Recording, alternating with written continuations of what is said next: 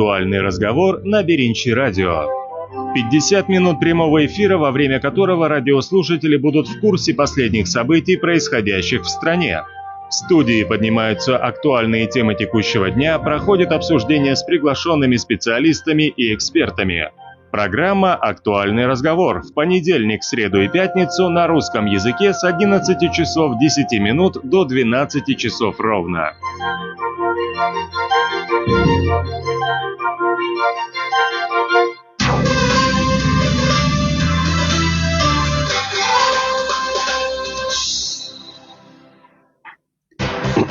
Здравствуйте, дорогие наши слушатели. Эфир Беринчи радио продолжает программа «Актуальный разговор». У микрофона в студии Ирина Егенбаева. За пультом режиссера сегодня работает Максат Мамыралиев. Уважаемые радиослушатели, социальный фонд предупреждает пенсионеров о ложной информации в интернете. Как уточняется, ранее в социальных сетях кыргызстанского сегмента появилась информация о том, что якобы до 1 декабря пенсионерам необходимо представить пенсионную книжку и копию паспорта в социальный фонд. В противном случае выплата пенсии будет приостановлена с 1 января. В социальном фонде информацию назвали ложной, причем эта информация вызвала некий ажиотаж среди граждан страны, особенно среди граждан старшего поколения. Что еще немаловажно, с 1 октября в Международный день пожилых людей в Кыргызстане повысили пенсии, после чего их средний размер составил 9354 сома. Точная сумма повышения зависит от размера страховой части пенсии каждого пенсионера, так как именно ее и проиндексировали.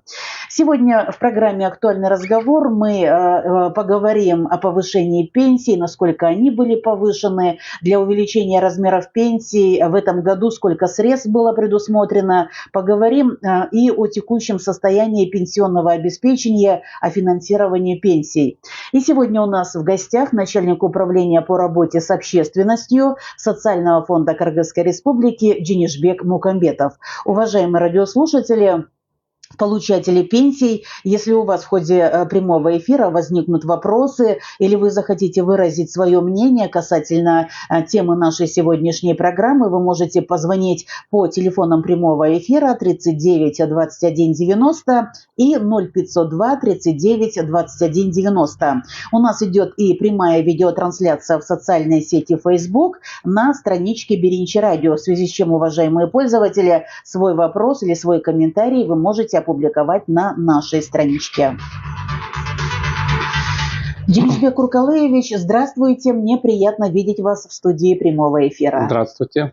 Дженишбек Куркалыевич, я неоднократно говорю вам, когда вы приходите в студию прямого эфира, что когда мы поднимаем разговор, когда мы поднимаем тему касательно вопросов пенсионного обеспечения, я всегда говорю о том, что забота о пожилых гражданах, забота о людях старшего поколения – это одна из таких вот главных приоритетных задач нашего государства и всего нашего общества. И сегодняшняя наша встреча также не случайна. Почему? Потому что все мы пользователи социальных сетей, и если даже старшее поколение в социальные сети как-то не отслеживает информацию, не заглядывает в интернет, у старшего поколения есть дети, внуки, которые и денно, и ночно смотрят информацию, ознакомливаются в интернете. И поэтому мы сегодня вас в студию пригласили вот по какому поводу. Вот буквально накануне в интернете распространилась информация, что до 1 декабря необходимо якобы предоставить пенсионную книжку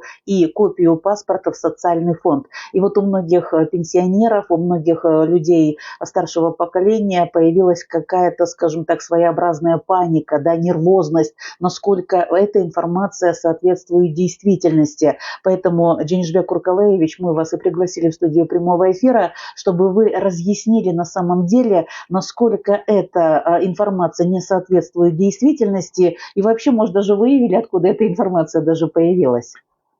Спасибо за предоставленный эфир. Но на самом деле информация немножко преувеличена, потому что это на самом деле есть у нас порядок. Те лица, которые получают через почтовые отделения, они непосредственно контактируют с почтальонами. По законодательству у нас разрешается по выбору самого пенсионера получать через почтовые услуги, либо через банковское обслуживание. Поэтому та информация, которая вот просочилась в соцсетях, такое же положение, то есть обстоятельство было и в прошлом году, если вы помните, мы приходили и давали разъяснения. Кто-то, недопонимая общей сути порядка, начинает такие информации распространять. На самом деле это было изначально, когда человек оформляет договор с банком и открывает счет в банке, пенсионный счет, то по условиям договора там есть условие, что каждые 6 месяцев человек должен прийти в социальный фонд и дать свое согласие продолжить получать в этом же банке. Потому что времена меняются, кто-то выбирает другой банк, либо переходит обратно на почтовое обслуживание. Поэтому, чтобы исключить такие моменты, дается право выбора. Поэтому человек, когда оформляет договор, он должен прочесть все условия договора. Из чего все эти моменты вышли? Из того, что многие очень долгое время не обналичивают, не производят определенные банковские операции, и у всех работников и банка, и социального фонда возникает вопрос, где этот наш гражданин-пенсионер, здесь ли он находится, почему карточка, как бы по карточке не производятся какие-то операции. Поэтому в целях просто уточнения есть моменты, когда человек должен прийти и об этом сообщить. Ну, такого поголовного, что каждый должен прийти до 1 декабря, иначе с 1 января прекратится выплата пенсии, такого у нас нет. Просто это, видимо, устаревшая информация. Вот кто-то пустил вот эту информацию, которая в прошлом году прям в течение месяца телефоны разрывались. Помню этот момент, мы давали разъяснения по всем телерадиоканалам, поэтому просим пенсионеров отнестись с пониманием. Дело в том, что когда человек не обновляет о себе информацию, возможно, какие-то, не дай бог, конечно, бывали случаи, что человек ушел из жизни, а карточка осталась у родственников. Вы знаете, что по законодательству пенсия выплачивается по месяц смерти. Дальше выплата пенсии прекращается, поскольку у нас сейчас действует солидарно-распределительная система, поэтому вперед дальше он не может, и пенсия не наследуется, кроме накопительных средств. Поэтому были случаи, когда карточка оставалась у родственников, у детей, и они определенное время без извещения получали эти средства. И потом были разногласия между банком и социальным фондом, в связи с чем было принято такое решение, и когда договор составляется, открывается пенсионный счет, банковское учреждение ставит условия, чтобы они обновляли о себе информацию. Только в этом смысле идет такая информация. Ну, такого поголовного, что будет прекращена пенсия, мы не имеем права приостанавливать, прекращать выплату пенсии ни в коем случае.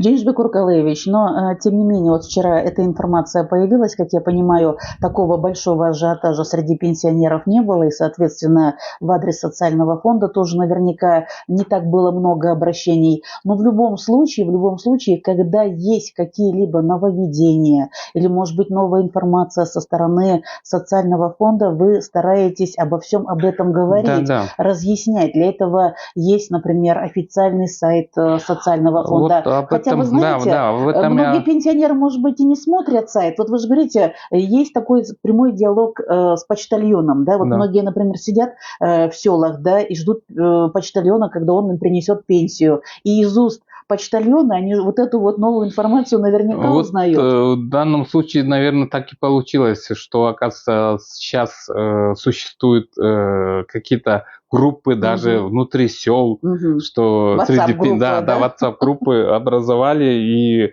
там очень быстро распространяется эта информация, поэтому я просто призываю всех наших уважаемых пенсионеров обращаться только на официальный источник информации, потому что мы, как государственный орган, даем информацию через свои сайты. У нас работает колл-центр по номеру 1202 с 7 до 10 вечера каждый день. И кроме этого у нас работает телефон доверия 57 66 61 54 33 16. И по этим номерам вы можете дозвониться и уточнить. Чтобы информация была достоверная, вы должны обратиться именно на официальные источники. То есть это социальный фонд, региональное управление социального фонда и так далее. Поэтому, пожалуйста, не поддавайтесь на какие-то провокационные информации. Кто-то может специально будоражить людей. Поэтому с терпением и, пожалуйста, мы всегда рады проконсультировать, дать официальную информацию. Обращайтесь в социальный фонд.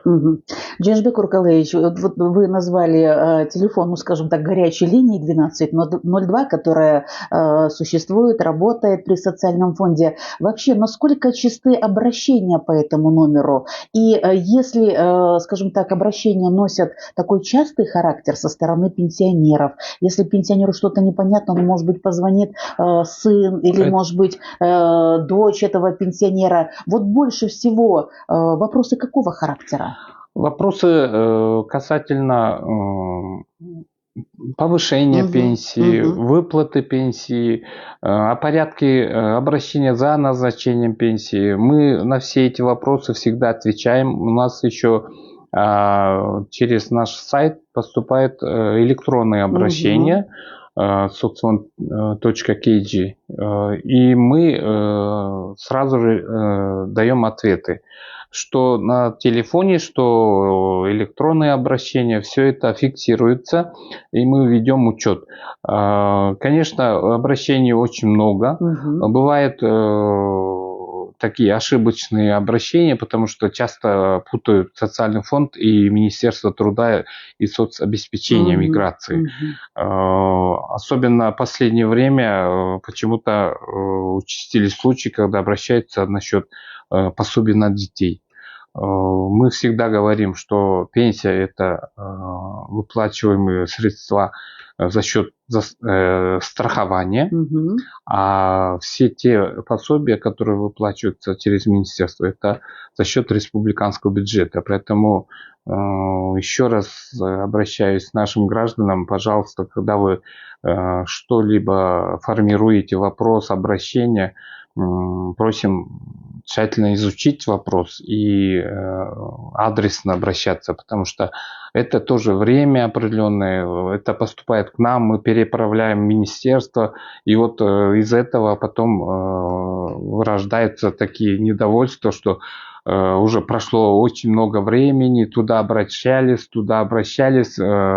друг другу ссылаются. Вот, чтобы таких моментов не было, просим обращаться именно по существу вопроса в тот государственный орган, который занимается и у которого компетенция по данному вопросу.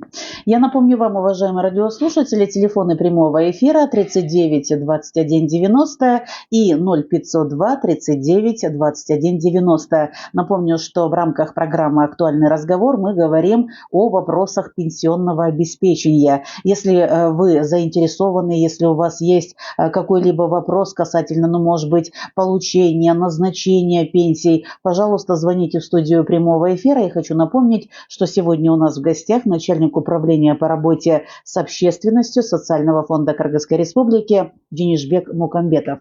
Денишбек Уркалыевич, вот вы чуть ранее отметили, что на номер 1202 поступают вопросы даже касательно повышения пенсий. И если говорить, например, о прошлом октябре, о прошлом месяце, то октябрь принес жителям Кыргызстана, вот в особенности пенсионерам, такое вот хорошее событие, которое это событие они, наверное, уже ощутили, ну, скажем так, на своем кошельке или на своем кармане, то, что президент страны подписал указ об индексации размеров страховых частей пенсии с 1 октября 2023 года, и многие пенсионеры уже эту разницу наверняка почувствовали, да? Скажите, пожалуйста, вот по этому вопросу на сегодняшний день вообще поступают вопросы касательно, почему повысили вот именно столько, или, может быть, какие-то, может быть, знаете, спорные ситуации возникают вот после того, как они получили, да, как они уже получили эту пенсию повышенную?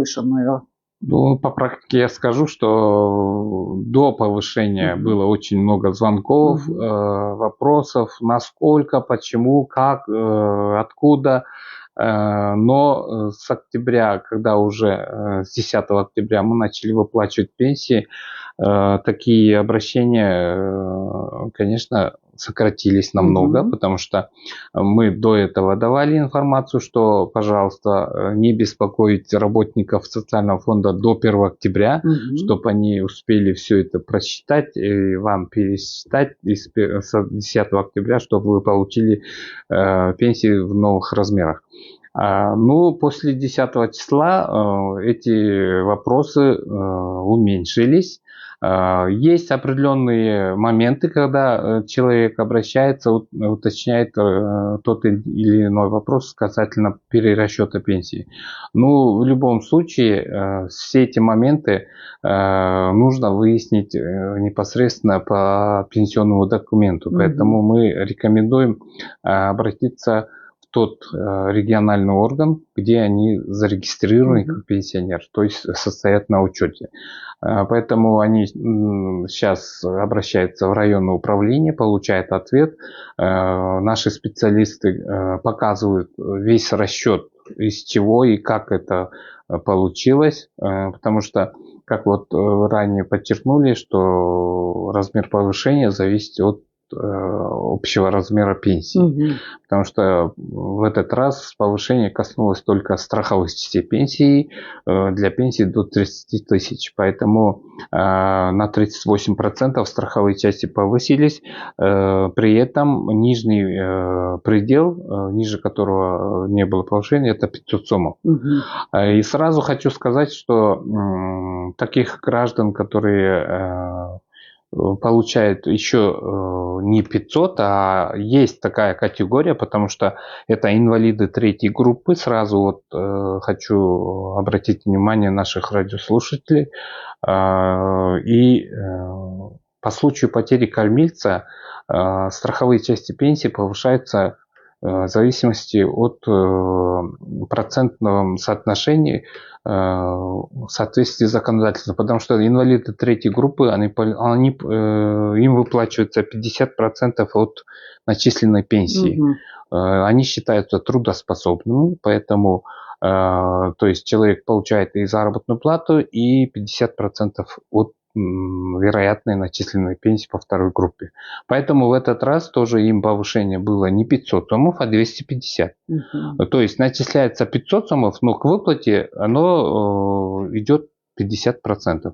И точно так же в процентном соотношении по потере кормильца, умершего кормильца, исчисляется вероятное повышение, и на одного ребенка 50, на двоих 90, на троих 120 и на четверых и более 150%. Поэтому вот эти моменты можно непосредственно уточнить в районном управлении.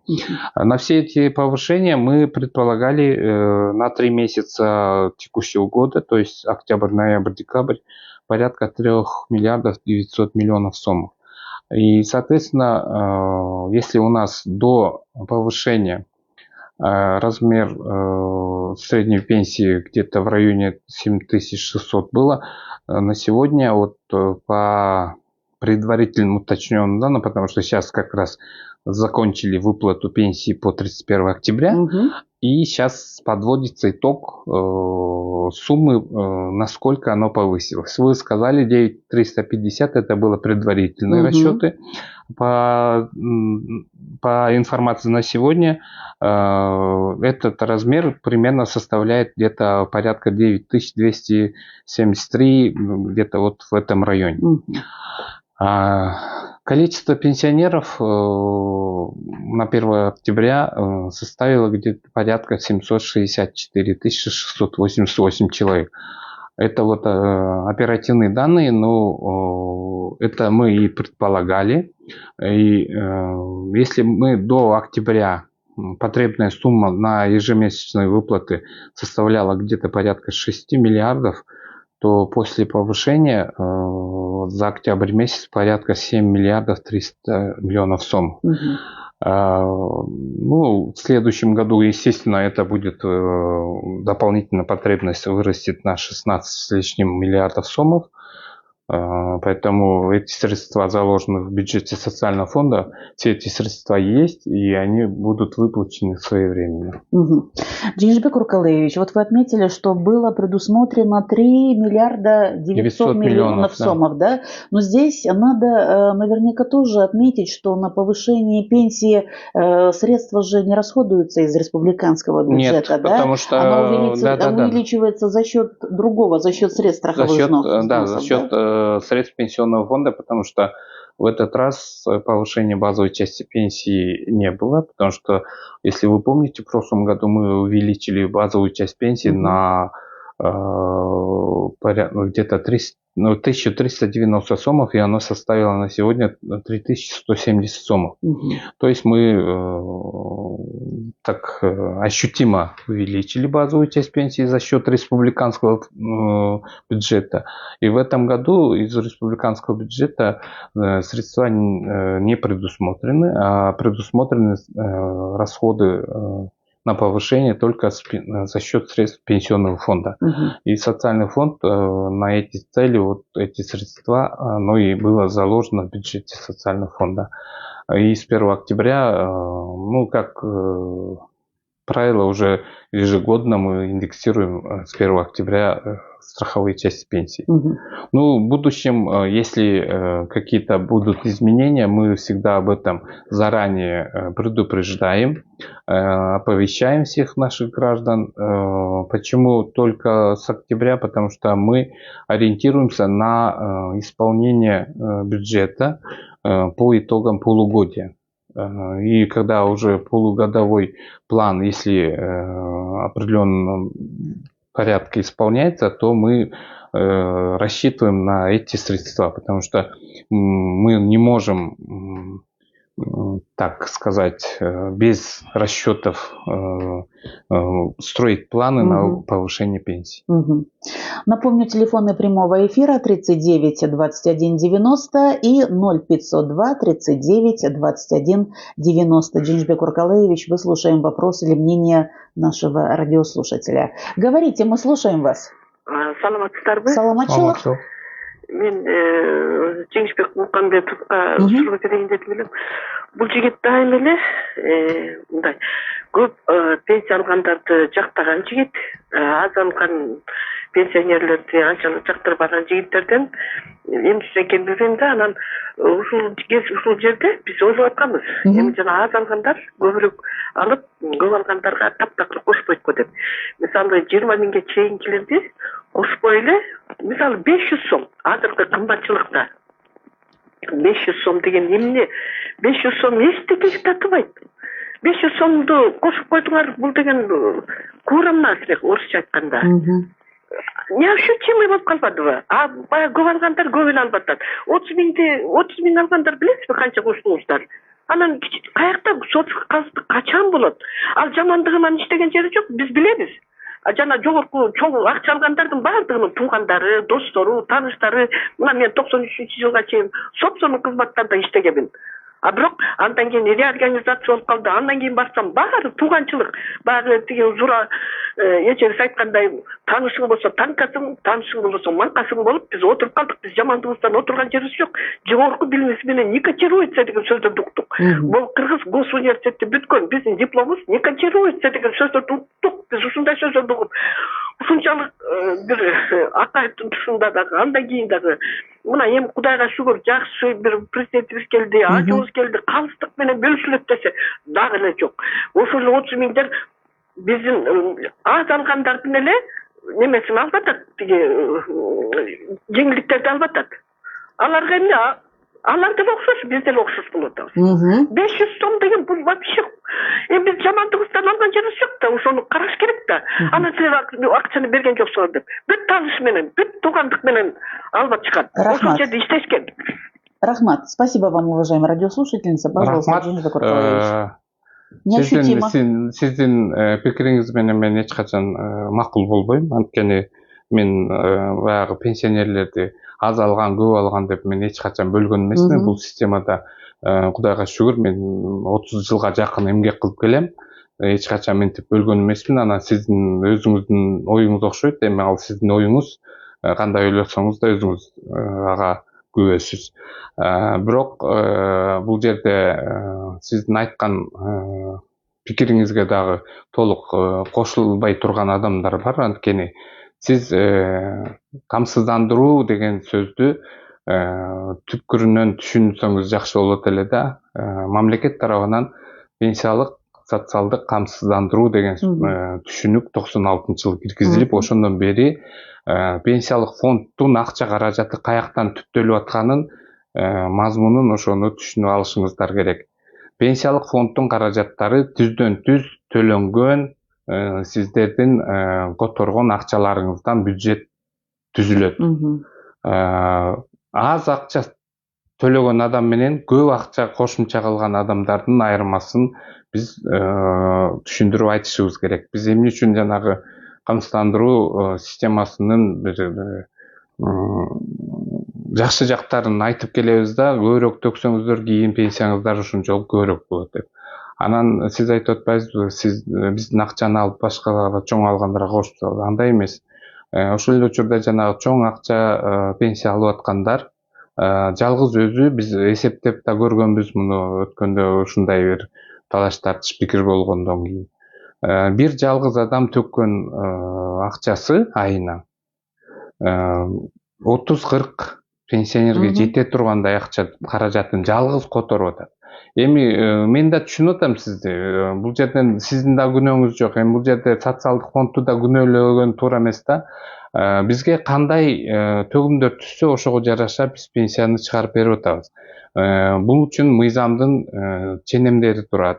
Ошонун негизинде эсептер жүргүзүлүп атат. Анан баягы көп акча төлөгөн адамды биз үндөп атабыз да, төгүңүздөр, мындай кылыңыздар деп. Анан аларга өзүнүн төккөн акчасына жараша көбөйтпөсөк, анда ал дагы сиз айткан жана социалдык теңсиздик алып келет. Ал эми аз алып аткандарды баягы жашоо минимумунан төмөн алгандардын пенсиялары такыр төмөн түшүп кетпесин үчүн биз жанагындай кадамдарга барып атабыз. Төмөнкү кепилденген өлчөмү мынча сомдон кем болбосун деп. Былтыркы жылы да ошондой болчу, мурдагы жылдарда ошентип келгенбиз. Аз алгандардыкына колдон келишинче эсиңиздерде болсо 2002-2010 жылдарга чейин аз алгандарга көп, көп алгандарга аз кошуп келгенбиз процент мененчи. Анан бул дагы туура эмес да. Анткени мен жанагыдай эле айтып кеткендей, ал кишилер деле сиздер сыяктуу эле бизге терс пикирин айтып атышат. Эмне үчүн мен көп төккөн акча менен, мисалы үчүн 5000 сом төккөн адам айына эмне үчүн жер үлүшүнөн төккөн 6 сом төккөн адам менен бирдей пенсия алыш керек деген суроо жаралып калат. Ошондуктан ар тараптуу каралып чыгып, бул көбөйтүү тууралуу жарлыкка кол коюлордун алдында дагы эсеп кысабы чыгарылат. Бардык тарабын карайбыз. Азалгандардыкындагы такыр төмөн болуп калбасын деп жанагы 500 сомдон кем эмес деп эсептеп берип атабыз. Бирок мындай эсептеп келсеңиздер, 4000 сом алгандын пенсиясынын өлчөмүндө 3170 сом бул пенсиянын базалык бөлүгү. Андан сырткары мамлекет тарабынан электр энергиясына компенсациялык төлөм каралган. 200 сомдон 312 сомго чейин. Ушул учурларды дагы эске алышыңыздар керек да. Анан бааны алып салгандан кийинки өлчөмүн 38%га көбөйткөн учурда дагы 500 сомго жетпейт. 100 сомго жетпеген көбөйтүү болуп калып атат. Ошондуктан бул категорияда пенсия алуучуларды баягы колдоо көрсөтүү максатында кепилденген 500 сомдон кем эмес өлчөмдө көбөйсүн деген норма дагы киргизилип атат да. Ошонун баардыгын эми 765 миң пенсионердин ар бирөөсүнүн пенсиясын ар тараптуу карап эсептеп чыгарганга аракет кылып атабыз. Мындан ары дагы көбөйтүү жолдорун караштырабыз. Ал эми бюджеттин тартыштыгы бул эми бир эле социалдык фонд эмес, бул жалпы Кыргыз Республикасынын экономикасынын абалына жараша болуп атпайбы. Иш орну болбосо, же болбосо айлыктар көтөрүлбөсө, биздин дагы колубуз байланып калат. Анткени төгүлгөн акча каражаты бир тийиштүү деңгээлде болбосо, анда пенсия менен камсыздоо дагы ошондой эле деңгээлде болуп калат. Эсиңиздерге сала кетсек, билесиздер, пенсияны мына быйыл биздин 30 жылдыгыбыз болду. Социалдык фонддун түзүлгөндүгүнө 30 жылдык болду. 19-ында биздин кесиптик майрамыбыз болду. Ошол жакта дагы ошол күндөрү жакшы бир видео түрмөктөр көрсөтүлдү каналдардан. Ошондо көргөзгөндө эсиңиздерде болсо, биз башында пенсияны акчалай төлөгөнгө дагы мүмкүнчүлүк болбой, товарлар менен берип калган убагыбыз болгон. Кийин 2-3 жылдын аралыгында 3, 4, 5 айга чейин убагында төлөй албай, кечиктирип төлөп канча кыйынчылыктарды башыбыздан өткөрдүк. Ошого карабастан ошол 93-жылдагы топтолгон каражаттын бюджетибиздин өлчөмү 340 миллион эле сом болсо, азыркы күндө 62 миллиарддын тегерегинде акча каражаты болуп атат. Эми бул дагы мен ойлойм, туура жүргүзүлүп аткандай мамлекеттин саясатынын аркасы менен келип атат деп. Эми бардык адамдарды бирдей абалга теңеп кое албайт экенбиз. Анткени ар бир адамдын жашоосунда ар кандай учурлар болот экен. Бирөө сиз айткандай 93-жылы иштеп жүрүп кызматы жок, же болбосо пенсияга чыккандан кийин иштебей калгандар бар. Ушундай учурлар бар. Эми муну баарын эле социалдык фонд күнөөлүү дей берген туура эмес деп ойлойм. Анткени биз толугу менен пенсияга чыгарып жатканда ошол негизги документтердин негизинде гана мыйзамдын талаптарына ылайык гана эсептөө жүргүзөбүз. Антип бир тааныш же мындай деп чыгарган учурлар болбойт. Анткени азыркы күндө мына 96-жылдан бери 28 жылга жакындап калды. Бул камсыздандыруу төгүмдөрү ар бир адамдыкы өзүнүн жеке эсебинде эсепке алынат. Ошондуктан бара-бара ушул нерсе келип сиз айтып аткан нерсеге барып такалат да. Акча төлөсөң кийин пенсия аласың, социалдык камсыздандыруу төгүмдөрүн төлөбөсөң кечирип коюңуз, анда мамлекет тарабынан социалдык жөлөк пул аласың деген. Бул бизде эле эмес, бул дүйнө жүзүндөгү тажрыйба да ушундай. Ошондуктан туура кабыл алыңыздар. 78-79 жылы төрөлгөн балдардын, биздин жаштарыбыздын кийин пенсияга чыкканда булардын биринчи камсыздандыруу бөлүгү союз убагында же 96 жылга чейинкиси жок болот да, булардыкы төккөн акчасына жараша гана пенсиясы чыгып калат. Ал эми стажы бул мындай шарттуу түрдө гана пенсияга укук берүүчү көрсөткүч катары азыр деле ошондой болуп келатат да. Ошондуктан камсыздандыруу төгүмдөрүн биз мына баардык жарандарыбызга айтып келебиз да. Өзүңүздөр көзөмөлгө алыңыздар. Анткени жанагындай жеке ишканаларда иштеп жүргөндөрдүн көпчүлүгү баягы туура эмес көрсөтүлүп же болбосо такыр көрсөтүлбөй калган учурлар бар. Тигүү ишканаларындагылардыкы да ошондой болуп атат да, колуна акчалай берип коет дагы социалдык төлөмдөрдү аз өлчөмдө төлөнүп калып атат. Кийин бул пенсияңыздарга түздөн түз таасир этет. Канчалык аз төлөм болсо ошончолук пенсиянын өлчөмү аз болуп калат. Анан бизге кошумча бир түйшүк десек болот да, анткени ал адамдарды дагы биз пенсияга чыгарганда мындай алгылыктуу бир пенсия менен камсыз кылуу иш чарасынын үстүндө иштеп калып атабыз да. Мына азыркы күндө дагы жанагы айтып аткан 500 сомдон кем эмес деген иш чара дагы ошондой колдоо максатында жүргүзүлүп атат да. Негизи бара бара бул система ошол канча төлөсөң ошол пенсияны аласың дегенге барат. Женишбек Уркалаевич, выслушаем еще одного нашего радиослушателя. Говорите. Алло, мен кошулдумбу? Ооба, саламатсызбы? Саламатсыздар. Şu пенсия тууралуу мен айтайын дедим эле өз оюмду. Могу аз төлөгөндөргө аз кошуп атасыңар, көп төлөгөн эме чыккандарга көп кошуп атасыңар деп эле көп эле айтат. Ушул маселе боюнча аябай көп айтат да сурап. Мисалы мен мугалим болуп иштегем, айылдан иштедим, анан бияктан иштедим. Ошо бизге жер каткан эмес, акчаны делечи. Ошо боюнча чыктык. Ыраазыбыз. Биз тынбай эле иштедик. Ошо тынбай иштегенден төккөн акчабызды чыгарды. Анан бирок бул аз иштеп, аз чыккандар наарасы болуп эле көп иштегендер анан көп чыгып атат. Анан эми андайлар болду. Убагында билет экен, андайлар болду. Биз иштеп жүрүп, бизде иштебей жүрүп алгандар деле бар. Бирок бул туурада. Тиги асылкы тиги шартка карата, законго карата туурада. Мисалы, мен тынбай 54 жыл иштедим. А мен болсо кошулган акчадан аз алып 4 жыл иштегендер менден көп алыш керекпи? Эмне үчүн ушул деп билбейм. Кыйкырып эле ушуну айта берсек, бул тиги саясаты туура эле болуп атпайбы? Ким эмгек кылса, ким жанталашып иштесе, ошол кездерде иштедик. Пенсияны кармады, башкасын да кармады. Айлык бербей, тамак аш да берген күндөр болду. Ошого тынбай эле иштеп жүрдүк, тазабай эле. Анан кийин мен ошону айтайын дедим эле. Могуну кыскартып эле, кимдер канча акча төксөңөр, ошончо чыгып атасыңар. Рахмат. Спасибо. Эмне коюш керек да? Рахмат. Рахмат, апа. Ушундай түшүндүрмө бизге колдоо көрсөткөнүңүзгө рахмат. Чындыгында эле бул эми ар бир адамдын ою болуш керек эле. Анан эми тилекке каршы ар кандай пикир болот экен.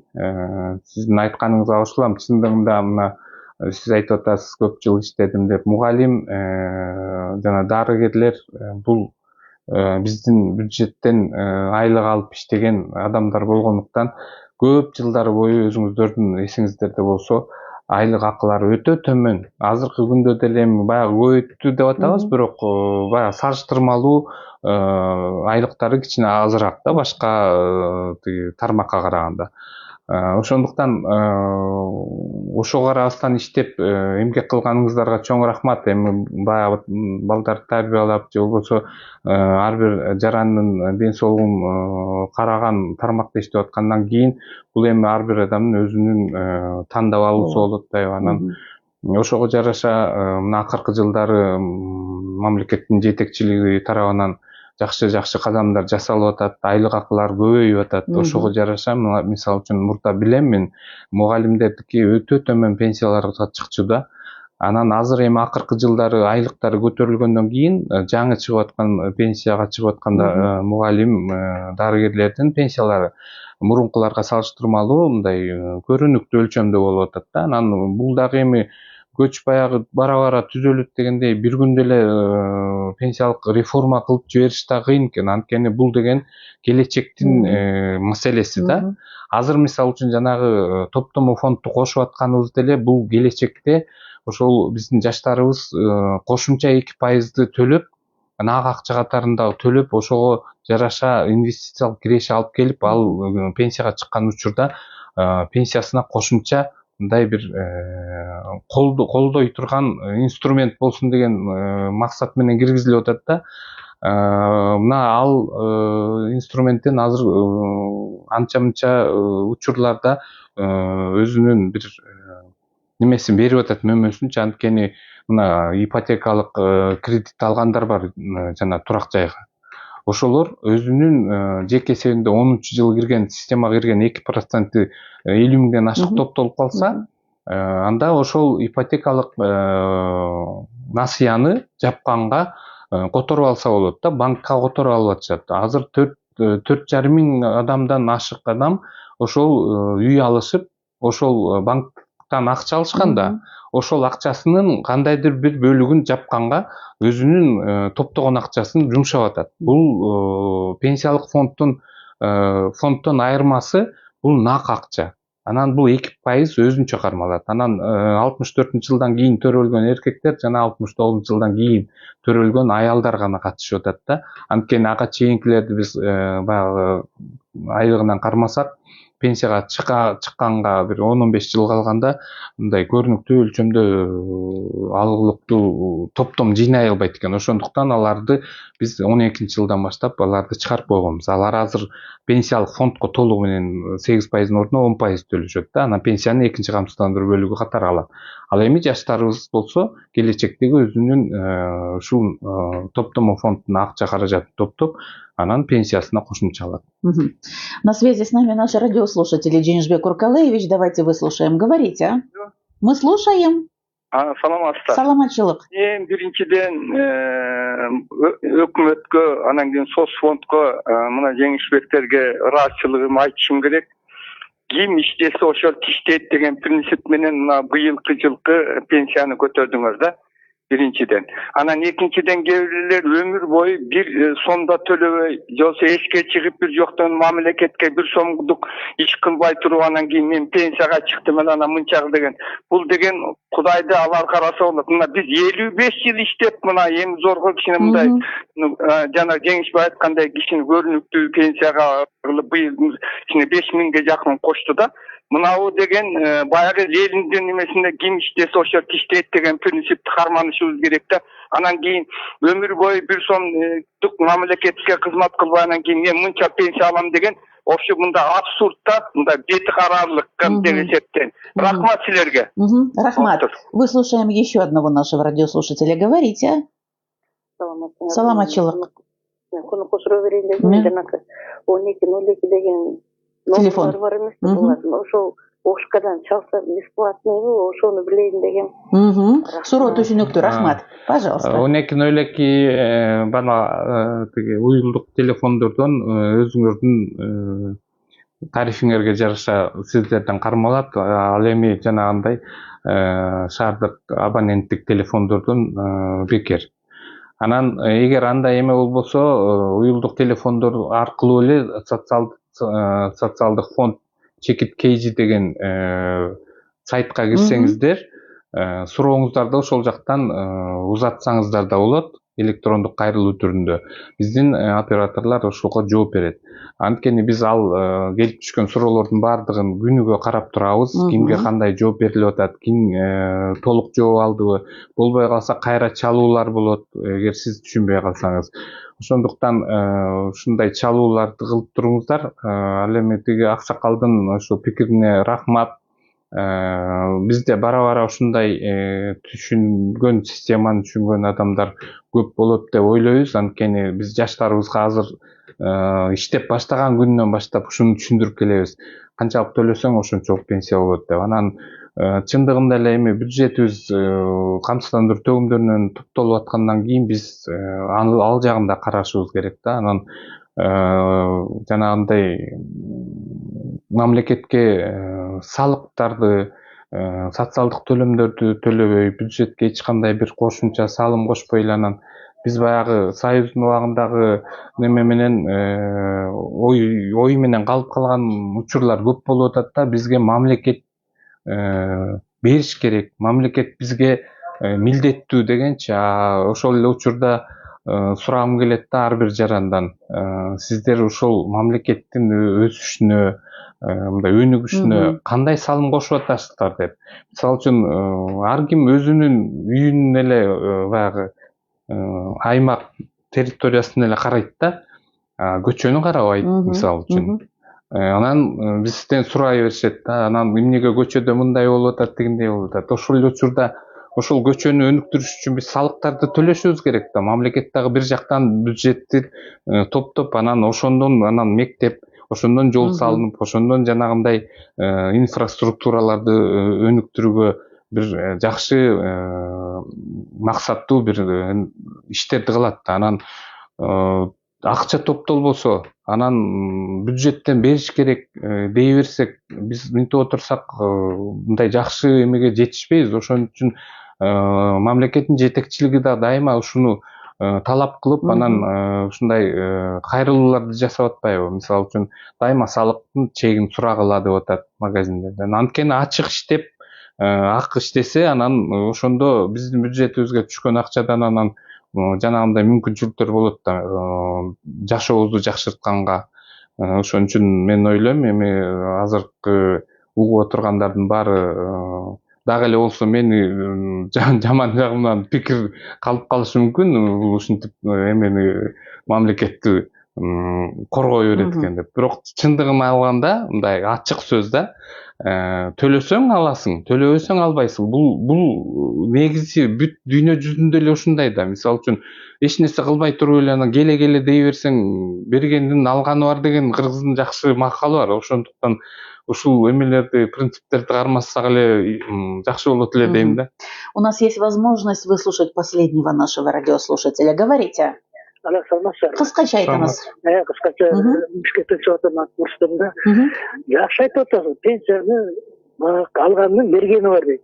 Бул мамлекет, ошо шарт түшпөш керек пенсия. Биз азыр өзүбүз барыбыз завод, фабрика жок, иштейбиз жок, базарда отуруп атат, күнүмдүк алып саткандар бар. Кантип төлөйүн дейт пенсия. Бирок ошондон нанга тиынга жетпегендер бар. Силер ушу пенсиясын ойлоп табышыңар керек да, бир жол менен алып барыш керек да. Элге ошого кызыктырып, ошого бир ситуация болуш керек да. Анан баягы мен 100 000 сом төлөйм, пенсияга жетпей эле, мен көзүм өтүп кетип калса, ошо пенсиясын актасын балдарыма, аялдарыма бирөөнө 100% которуп бериши керек. Сен да которуп бербейсиң да. Өлүп калса адам 1000 сом, 2000 сом берип коет, канча 100 сом салат. Ошону бир жолун табыш керек да, анан эле төлөш керек, алыш керек. Завод фабрика кургула, пожалуйста. Рахмат. Бул жагынан дагы мыйзам чегинде тийиштүү шарттар каралган. Баягы маалымат жоктугунан айтып атат окшойсуз да, анткени каза болуп калган адамдын үй бүлө мүчөлөрүнө, баягы эмгекке жарамсыз үй бүлө мүчөлөрүнө багуусунан ажырагандыгы боюнча пенсия чегерилип берилет. Муну дагы шарттары бар өзүнчө. Ал эми жана топтому фонд эмне үчүн биз киргизгенибизди да айтып кеттим. Пенсиялык фонддун айырмасы, пенсиялык фонддун акча каражаты бүгүн топтолсо, эртең учурдагы пенсиялардын төлөнүшүнө кетет. Ал эми топтому фонддун каражаты бул нак акча болгондуктан ал кийин балдарына, жанагы мураскорлоруна бериле турган 2%. Ошондуктан ушул жаатта дагы биз реформаларга барышыбыз керек. Жаңы бир сиз айткандай иштерди ойлоп табышыбыз керек. Эми бул жалгыз эле социалдык фонддун немеси эмес го, баягы мүмкүнчүлүгүнө жараша биз өзүбүздүн ишибизди кылып атабыз. Анан жалпы иш менен камсыз кылуу бул эми жалпы мамлекеттин иш чараларына кирет да. Ошондуктан максаттуу фонд болгондон кийин биз топтогон акча каражатын тийиштүү мыйзам чегинде чегерилген пенсияларга төлөөгө жумшашыбыз керек. Спасибо вам, Денисбек Уркалыевич. Время нашей программы завершается. Мы сегодня говорили о вопросах пенсионного обеспечения, и даже вот звонки наших радиослушателей говорят о том, что вопрос пенсионного обеспечения как никогда актуален. Почему? Потому что этот вопрос вот в силу своей такой вот социальной значимости за все эти годы играет такую вот огромную роль в экономической, общественно-политической жизни страны и финансово-бюджетной сфере нашего государства. Поэтому вопрос пенсии он всегда актуальный, о чем свидетельствуют сегодняшние вопросы наших радиослушателей. Спасибо вам еще раз, Денисбек Уркалыевич. Я вам, дорогие дорогие наши радиослушатели, напомню, что сегодня у нас в гостях был начальник управления по работе с общественностью Социального фонда Кыргызской Республики Джунишбек Мукамбетов. Это была программа «Актуальный разговор». Дорогие наши слушатели, оставайтесь на волне Биринчи радио.